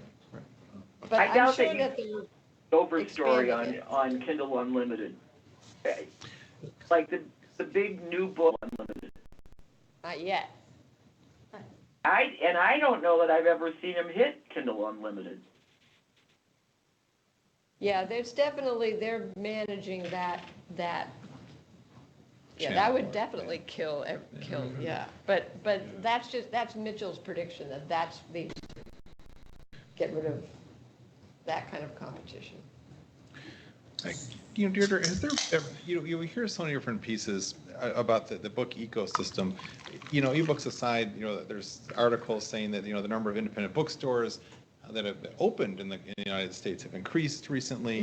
The increasing ebooks, although again, going to the black box that Amazon is, I'm not sure how much data we're really getting out of them. Is there a good comprehensive overlook at the ecosystem, both print and digital? Has anyone ever come across a? The book industry study group does a good job of that. Okay. And we're a member, looked at their data lately. Yeah. But they don't have that much library data, but they have sales. Which would be, You know, would print. be useful. Yeah, sure. I have shared that with the board in the past, not recently. You know, the question the fear that used to exist was that digital was going to kill bookstores. And that never happened. In fact, you know, the print began to come up Right. and so now we have this new thing. I'll have to look and see what they say about it. Yeah. You know, a lot of the growth in ebooks, I think especially on Amazon, some of these other platforms, has been with self-published ebook and published through a traditional publisher. Right, and that's gotten a lot of Press, and that's building readers as well. And of course, the publishers themselves created that by, not buying those authors. So it's a little scary. And what Jane's talking about, that's also, and also what I think a lot of what Kindle Unlimited has is those Yes. things that you might be able to buy for 99 cents that are maybe only worth 1 cent. 98 cents is too much, but as libraries, we don't really have any means of providing access to that to our patrons. That's a market. Soon to be famous, but you're right, it's very difficult. That's what Jamie LaRue in Douglas County was always talking about when he started creating his own ebook service using the same technology that Overdrive uses. He had a big Overdrive account too, though. He did. Oh, he Yes. did. Yeah, He did. which you have to have. I Yeah. mean, you're never going to be able to just have. So I'll look for that data, and thank you for your suggestions. I'll look and see what what BISG has been doing interesting. lately. It'd be interesting. Yeah. All right. Well, moving on, we have Rails board member reports. The purpose of this agenda item is to let the board go on in your library or your area. So with that, is there anything anyone would like to share? Michael, please. This is Fox River Grove's centennial this weekend. Oh, that's right, And yes. so we're having a big festival in Fox River Grove, which is on the Fox River, and the library will be selling blizzards this weekend, and the trustees and friends of the library will be out there working all weekend selling blizzards at the festival. There'll be a parade on Sunday, so the library will be in the parade, so it'll be fun. Yeah. So, yeah. Michael, it's the town's centennial. It's the town centennial, yeah. Cool. Hey, Ronald here, this Go is ahead, Dee. Please, Dee.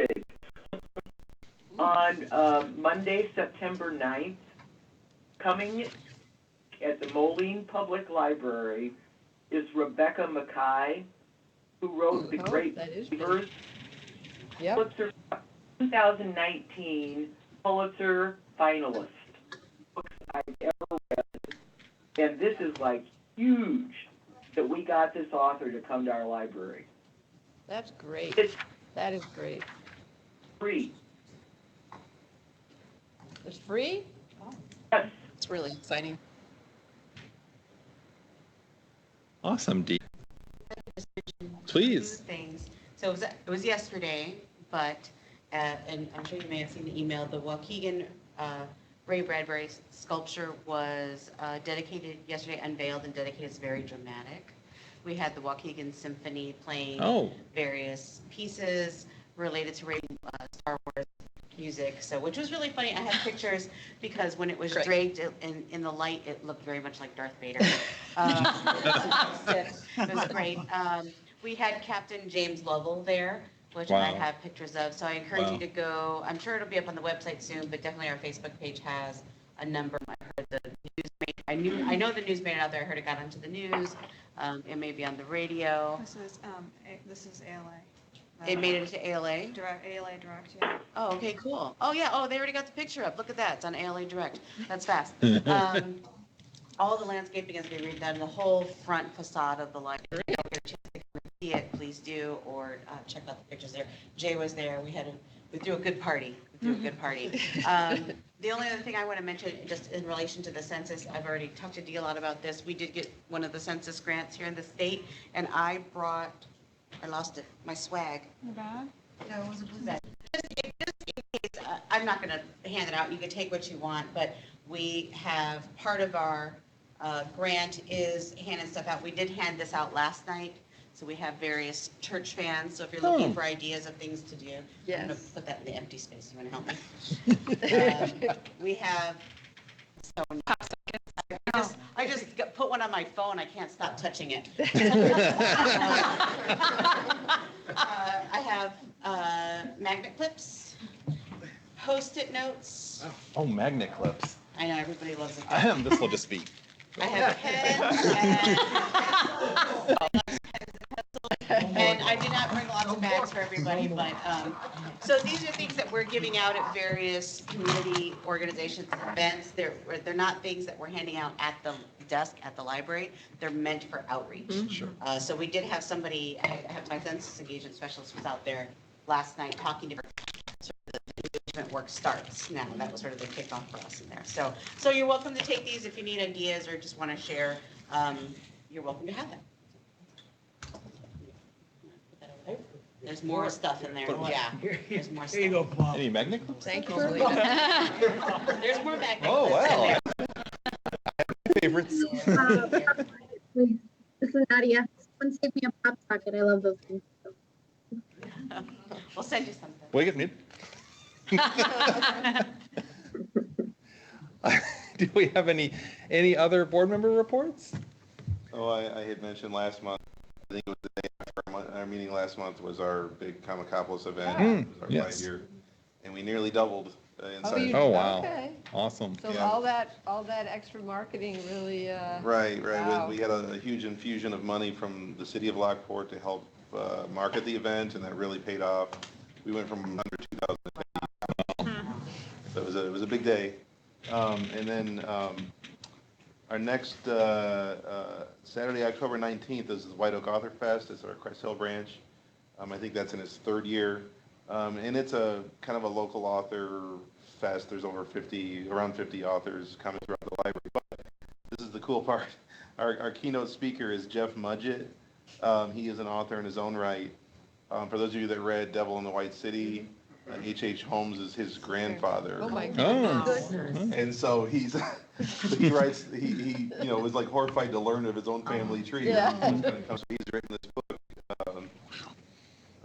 what is it called? Bloodstains. And in the book, he hypothesizes that his grandfather, who was the serial killer, escaped and went to London, and he is Jack the Ripper. Yeah. So those people are one and the same. So hey, it should be very interesting. We've not done a nonfiction author before. So Saturday, October Pride is 19th, awesome. 10 to 4. Is that at Crest Hill, Scott, you said? Crest Hill. Crest Hill. Great. Yes, please. So we have exciting news at North Shore Country Day School. In June, we just graduated. This year, our school is celebrating its centennial. We have lots of really exciting things planned.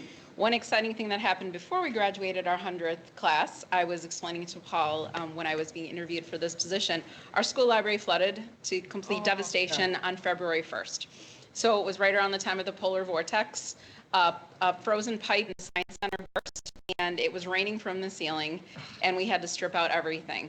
Fortunately, the school library is very well supported at my school, and it was in the strategic plan to renovate it anyway, so we just fast-tracked it by 3 years with lots of support from our parents and families and our school community. And so on the date of our next is officially opening and kicking off our centennial year. It's our homecoming weekend, and we've been working with Trung Lee Associates. They have been our architects and Valenti builders, and I'm just really excited. The library is kind of unrecognizable, and it's opened up lots of different opportunities to connect our students and our faculty and to keep you posted about all of that. That's exciting. Awesome. It is exciting. Congratulations. Thanks. Yeah. Any other reports anyone would like to share? Well, we had 2 events in July, which I thought were fun. They tried this How To Fest, and anyone could participate, and so. But there were so many tables, and it was like the first week of summer reading. Love that idea. It was a huge success. It made the front page of the newspaper. Artisans, children, anyone could do it if you have a special talent or a craft or something that you want to share with public. And ice cream in a bag. I used to do that when I was a children's librarian. And I had lines. But the other thing that we had was collaborating with the museum, and we have Route 66 goes right through Bloomington, Illinois. So we had Bloomington, Lincoln, Fine, so book theme, author, music. We had a lot of collaboration between the library and the museum, which was quite a hit because there was variety every day those couple weeks. Great. What museum is that? The McLean County. Are they part of our Explore Board, do you you know, Emily? Oh, they're in Rails. I asked. I volunteer there. Oh, good. So I wonder if they're part of our Museum Pass program. Oh, I don't Oh, know. I thought they were. I think they're a part of Rails, Yeah, for sure. yes, yes. I'm totally stealing that How To Fest idea. Oh, totally, me too. Yeah, that's really, people love that. I mean, Oh, it's like yeah. a makerspace, only Sure, right. bigger. Everybody's writing it down. Any other reports anyone would like to share? I have a quick one. Kane County Law Library said that they can coordinate a grant. We've been able to partner with Gail Borden Public Library, and we embed anywhere from 2 to 4 attorneys once a month in Gail Borden Public Library. It's a walk-in service. People can ask any sort of legal question they want. The attorneys sit with them for 15, 20 minutes and get them sort of pointed in the right direction, or do not have the direction to go. But it was our fourth one was last night, and it again, we're pulling generally about 15 to 20 people that we assist in a 2-hour period. That's terrific. Is it So we're any looking type of law or? any type of law. We've had clemency questions, we've had copy of traffic, of course, the family law questions. I mean, we just get across the board, evictions, contract, real estate. Yeah, we get it all. Wow. So, yeah, it's pretty nice. And we're looking to hopefully next spring partner with Aurora Public Library to do the Wow. same thing. Very cool. We've been more of an event where you have 15 attorneys at one time, and it's a similar setup, ask your question. One of those attorneys who is a very community-minded person, we're actually doing a power of attorney event where you're able to come learn about your power, how to do it, and actually have your power of attorney executed there for, Wow, that's nice. Wow. So it's good. He's bringing everything. He's bringing his. We're trying to coordinate something similar to that with St. Charles Public Library because they have that great outreach program. Yeah. So we're trying to coordinate something similar where we take the attorneys with us into Oh, wow. the facilities. Oh, that'd be, that's a great idea. Any other reports you would like to share?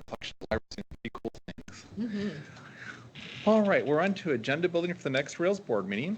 Some items we already do have planned. Our draft of our annual report will be due to the Illinois State Library on September 30th, so that will be up for discussion and approval in September.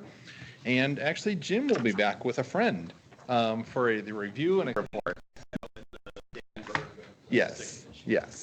And we're in Coal Valley. Yeah, that is the main site is in Cobalt. Yes, that's Yes. an excellent point. Yes. Any other items for the agenda for next month? Julie Tavendorf, speaking of Oh, lawyers. Julie, yes. Will be here, and she will be talking privacy.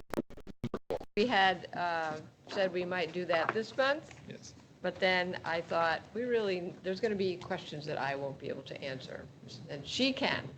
So Julie's fabulous. she is fabulous. Jim and I spent time with her yesterday at the Lyra meeting, and we had a conversation about the new marijuana legislation, and it's The meeting next month in Coal Valley, will it be at 1 or will it be earlier?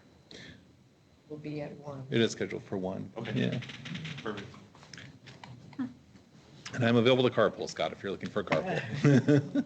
And anyone, if you want to join me in Will County, I'm happy to. All right. With any other business to bring before the board? If not, I will declare this meeting adjourned at 3:01 PM. So exactly 2 hours. Well timed, everybody. Thank you. Bye.